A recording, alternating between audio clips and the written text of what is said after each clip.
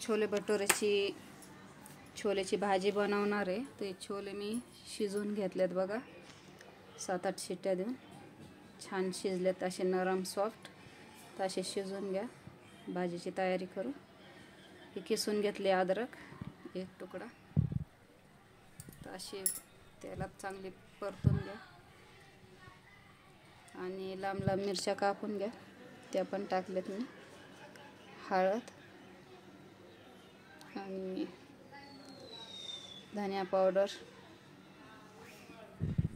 मिर्च पावडर सगळं छान परतू घ्या। मीठ टाका स्वादानुसार, परत परतून घ्या। सगळं मिक्स मसाला करा आणि टमाटरची प्युरी केली मी, 2 टमाटरची, कारण चिंचेचं पाणी टाकणार आहे मी।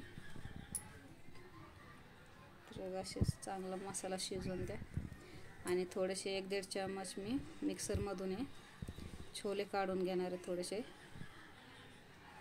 दरदरे। छोले मसाला आहे हा पण टाका।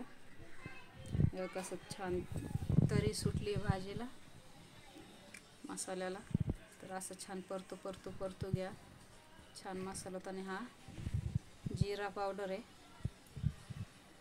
काळा केलेला आहे भाजून, तर याने आणखीन स्वाद आणि छान कलर येतो भाजीला।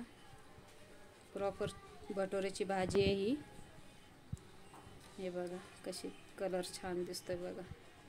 आणि शिजवलेले छोले ह्याच्यात टाकून द्या, छान परतू घ्या आणि मिक्सरमधून काढलेले दरदरे आपण हे पण ह्याच्यात टाकून द्या। हे बघा कशी घट्ट आणि छान भाजी झाली आहे। खूप सोपी पद्धत आहे ही। चिंचेचं पाणी मी चिंच भिजवून ठेवली होती, ते पाणी असं चाळून टाकू। याच्यात कांदा ते काहीच टाकायचं नाही। बघा किती छान कलर आलाय।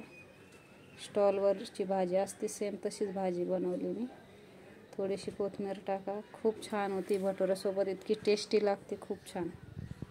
नक्की ट्राय करा तुम्ही। कांदा ते टाकायची गरज नाही, याला भटुऱ्याची भाजी कांदा न टाकता बनवली। 4-5 मिनटं झाकून ठेवा, मसाला आणखीन छान जातो। हे बघा कशी तरी पण सुटली थोडी।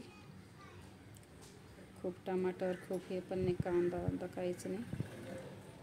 तर नक्की ट्राय करा। बघा भटुरे आणि छोलेची भाजी, कांदा, निंबू, नक्की ट्राय करा। कमेंटमध्ये सांगा कशी वाटली।